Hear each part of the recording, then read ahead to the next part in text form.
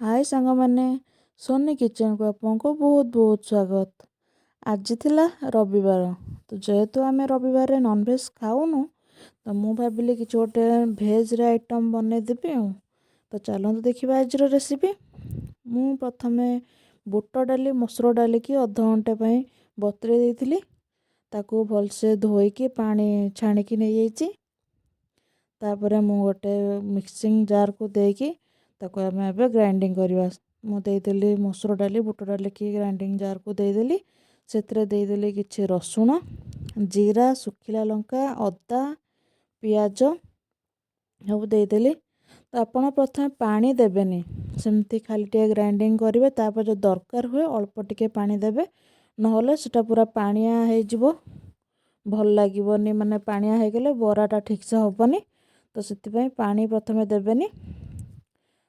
देखिपे मुझे बेसी मुझे माने फाइन पेस्ट करनी, मुझे खदड़ खदड़ रखी। टे खदड़ रखिले टे बरा टे भल लगे। तो एमती खदड़ खदड़ ही रखिए। एतिरे खाली लुण देकी ताकू टे फेंटी देकी ताकू आमे बरा सेप तावारे दबा। ताकू भलसे फेंटी देकी तावारे अल्प तेल देकी सेतिरे एमती बरा छोट छोट साइज रो मु देई देछि। आपण छोट बड़ आपन हिसाब रे करि परिबे। तो मु बेसी बड़ करनी कि छोट करनी, मीडियम साइज रो ही करिछि।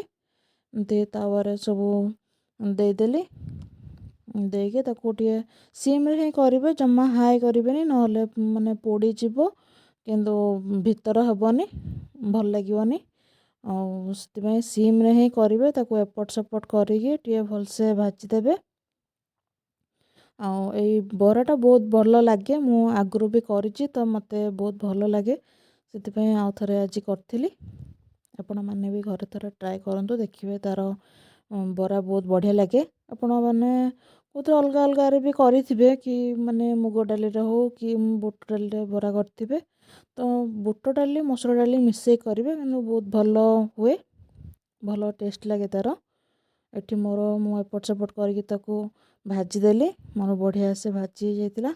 मु ता गोटे प्लेट को एठी काढी दउची। तापरे आमे एबे तरकारी पई प्रस्तुत करिबा।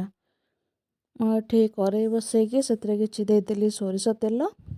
तापरे मु ग्राइंडिंग करके रखितिली रसुण, अदा आ टमाटो देकी मोर तेल ताती गला। मु एबे बटा मसला को देकी ताकू टिके चले दउची। सेथरे दे दबा लूण आ लंका गुंड, हळदी गुंड, मसला गुंड। मु एठी किचन किंग मसला यूज करिछि। आउ दे दबा कस्तूरी मेथी को मु गुंड करके टिके दे देछि। गुंड करके माने हाथ रे क्रश करके दे देछि। तापरे आमे मसला को एठी कसिबा। मसला को सब बळे मन रखिबे, केबे हाई रे कसिबेनी, माने सिम करिवे।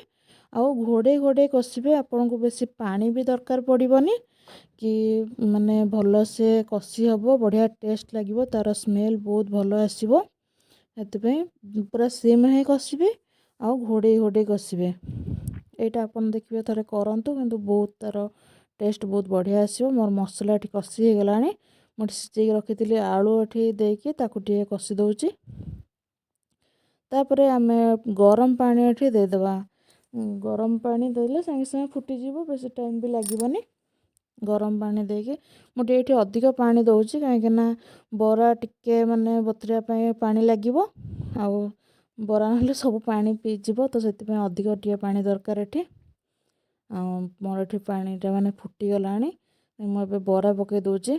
बरा देकी भी टिके समय पई ताको फुटी दबा, जेमती पूरा पानी टिके सोक कर नबो, पर नरम नरम हबो, बहुत बढ़िया लागिवो। तापरे मोर एठी फुटी गलानी। मु दे दउची एठी गरम मसला आ धनिया पत्र देकी भात सहित मु सर्व करछि। आपण चाहिले भी रुटी कि परोटा सहित भी खाई परिबे। तार टेस्ट बहुत बढ़िया हेतिला।